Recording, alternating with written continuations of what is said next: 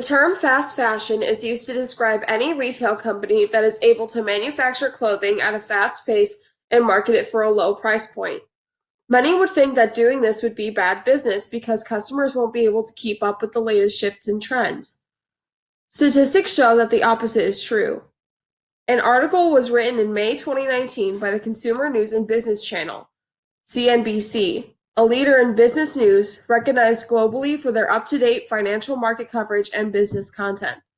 They say that apparel retailers such as Zara and H&M dominate the world of fast fashion, with Zara owner Inditex making $3.9 billion in profit in 2018.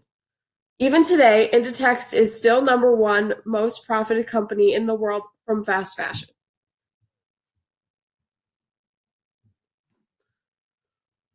And here we see from Uniqlo, which is a really highly regarded fast fashion company, that Inditex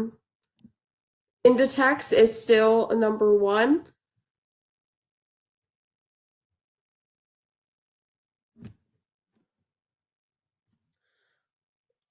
So, today I will compare the properties and prices of the three most common materials used in fast fashion to see how companies are able to produce clothes so cheaply. The fabrics I will be discussing today are cotton, synthetic fabrics, and animal-based fabrics. Beginning with cotton, first discussing its qualities, then how it's made into clothes. The qualities of cotton are durable, breathable, hypoallergenic, and it comes at a low production price. Total, the shirts only cost $2 to make just for the shirt itself. The cotton alone only costs 60 cents. See, as we can see here, if we total the amount for raw materials plus spinning the yarn itself, that is $1. That is $1 just from the cotton, and then plus the shirt labor is only $2. The other two are just extras.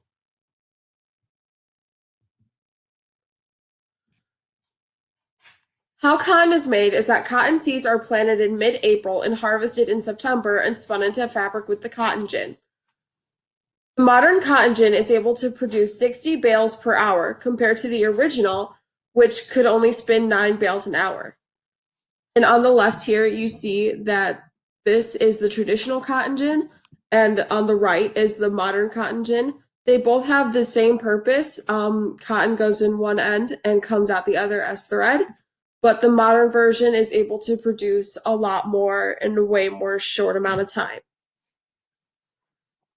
The modern cotton gin is able to produce 60 bales an hour compared to the original, which can only spin 9 bales an hour.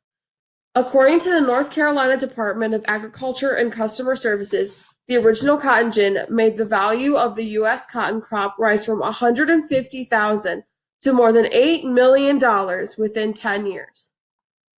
Today, the U.S. economy makes over $120 billion every year, making cotton the most valued crop in America. Although cotton is one of the most common materials clothing is made from, synthetic fibers are increasing in popularity because they require less non-renewable resources to make.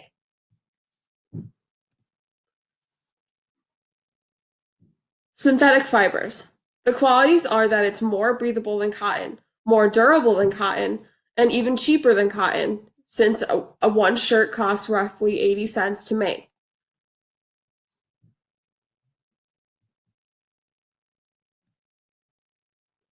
A 2017 article from Key Color, an organization that has 100 years of experience in the textile and clothing dye industry, says that DuPont introduced nylon in 1935, and its establishment quickly replaced silk, especially when it became scarce during World War II. Shortly after that, synthetic fabrics were preferred by the garment industry since it was also easier to get a hold of. How synthetic fibers are made is that melted plastic yarn and nylon chips are pushed through the fine holes of the nozzle of a spinner nozzle. This lets the material dry quickly into small threads, which are then weaved together to make fabric. I looked up a bunch of diagrams, and basically the tip of the spinner nozzle was very much like a thimble, And so, since the diagrams I saw were very complex, I thought I would use a thimble to symbolize um, the nylon being pushed through and a bunch of tiny little threads coming out.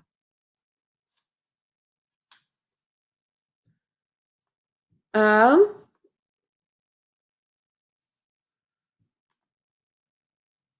this lets the material dry quickly into small threads, which are then weaved together to make fabric. Annually, the synthetic fiber industry earns $7.7 billion per year. As we can see here in 2018, there was a large peak from 2017 of the man-made fiber industry. And this comes from the Census Bureau Annual Survey of Manufacturers.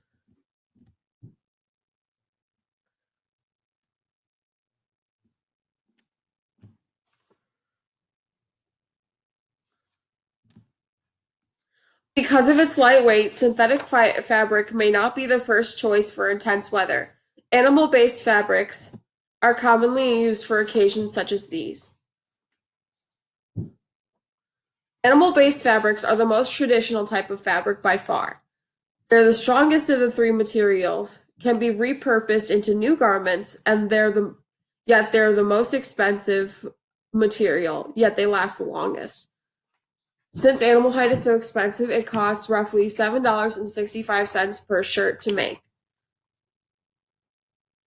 According to figures from the International Fur Federation, the fur industry is worth $40 billion per year.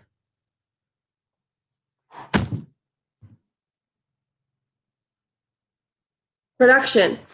A fleshing machine is used to separate the flesh from the skin or fur of the animal.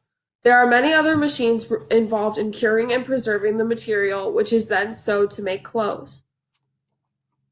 As we see here, this is the fleshing machine, and this might sound gross, but the animal flesh is cut off and then it is put through here